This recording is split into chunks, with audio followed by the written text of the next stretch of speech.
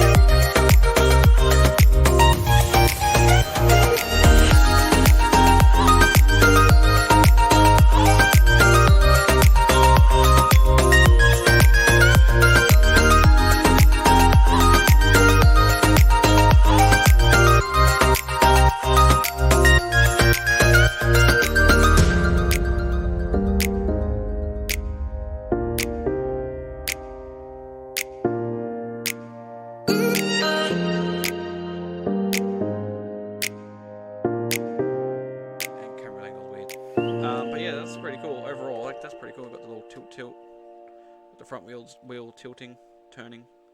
It's just like. Beep beep beep beep. Burr burr burr. Beep beep beep beep. Burr burr burr. Beep beep beep beep. Beep beep beep beep. I can fill it up with all that crap in the back. All this leftover extra bits can go in the back.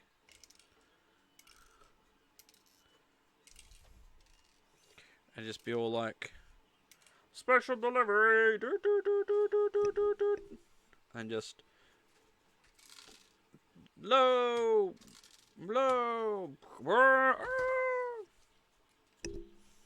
That's pretty cool. AP transport. What's the other one? It's the okay, so yeah, the other one is the grabber, which I think would be cool to make, so we can work with them together. So you have one that at least picks up the like the excavator, yeah. The excavator and the bagger. We've got the dump truck, so I reckon they'd work great together. So that's actually something that I think we need to get both of for this set. I'll have to look at getting that at another point, going back and look at the instructions. The instructions look pretty basic on that one, but I think you use all the parts, but I definitely got to look at finding it. It's funny too, because it's got the sticker on the thing, which is on the inside, saying AP transporter. Like, they literally just, like, use it, which, again, I'll build it without the stickers, I think, for this one. Like, this one I've got the stickers. I will put them on there, and then this one I'll build without it, because, like, you're not going to see that there. If I'm going to do it, like, AP transport, like, it's not a transport. I mean, if it's going to be the company, then you'd put it, like, on the top of the arm here. Or, you know, we'd put it on a different spot, like, maybe on the inside somewhere if it was to fit. You know, you'd put it appropriately, not just like, oh, it's going to be in here, which you're not going to actually see. But yeah, the license plate and stuff like that, we'll put them on there as well, most probably. But that's pretty cool. I'm pretty happy with what we got there with that build.